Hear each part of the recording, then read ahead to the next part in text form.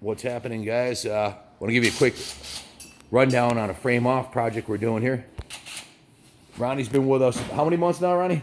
Almost 7 months. Almost 7 months, and with guidance from the team here, he's doing his first frame off, which is pretty exciting. What year is this bike? It's a 95 Honda CR125 steel frame. 91?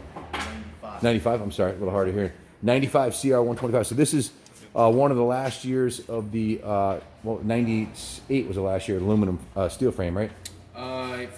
No, 97 was last year for 125. Yeah, 97, yep. Because they came out with aluminum frames. So these are considered the best handling Honda frames of all time.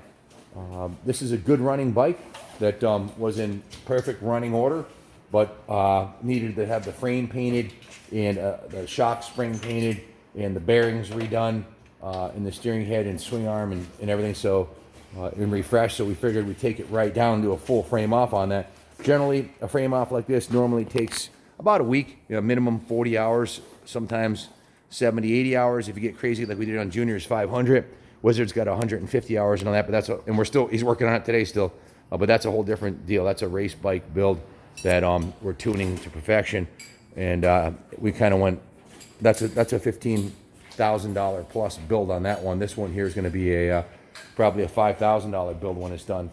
So, in any event, it's going to be awesome. Everything's going to be redone on it. The motor will be refreshed. The wheels and tires will be refreshed. Chains and sprockets, plastics, paint, everything. So stay tuned. You excited, Ronnie? Awesome.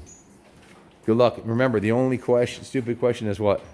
Question you don't ask. And you started off on the right foot by taking pictures of everything, which is a great way to figure out how to reassemble. I used to always like to have two bikes together, one of the same type, so you could see one assembled.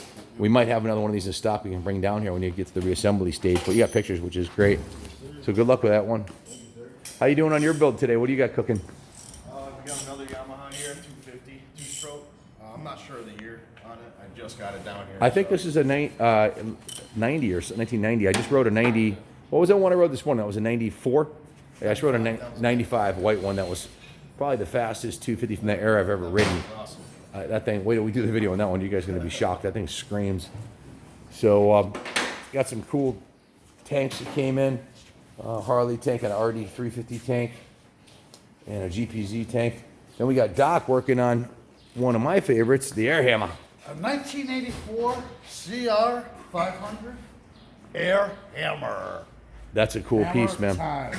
Now, this is a rare piece because if you look at it, it's got the original graphics on the swing arm, the original tires. It even has the original rear fender, which is what these things were flipped over constantly, as Larry so aptly demonstrated on his 86 out front in the shop here last year. But this is the original part number fender. The frame is perfectly straight. It's never been flipped or abused. The guy who owned it is the guy who built the 86 that we just won the shootout, is having the smoothest motor because it had a balanced crank and everything. So this one is similar in that mechanically it's perfect. He did the same thing on his other CR. He put a glide plate on it to protect the frame rails done properly out of a 1/4 inch steel. So very cool. And I rode this bike before Doc started doing the cosmetic end of it, and it hauls the mail. So very rare, 1 year only Honda CR500 big bore. Then we've got the 125 Doc sat on his bench for a while. Waiting for some parts on this one, right? Yeah. Yes, sir. What are you waiting for? Yeah. 1980 CR125R. What are we waiting for parts on this one? I think just some decals for the tank. Have you been out in Shane for him, hopefully? Tank needs to be painted. All right, cool. That's a beauty. Gorgeous bike. Thanks, Doc. So working on the trailer today, too. We ordered the new hubcaps. It's missing 2 of the hubcaps, which we'll have on there until we get the Alcoa wheels. And we're adjusting the gooseneck for this truck. It's actually 2 inches too low on the front, so it's an adjustable gooseneck. Working on that this morning.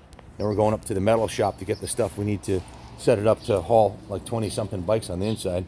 That's a whole nother project. A never dull moment here. Stay tuned. We got that CR125 coming, the YZ250, and the CR500 will be riding those hopefully at the end of next week. So everybody's having a great day. Stay tuned, and God bless America.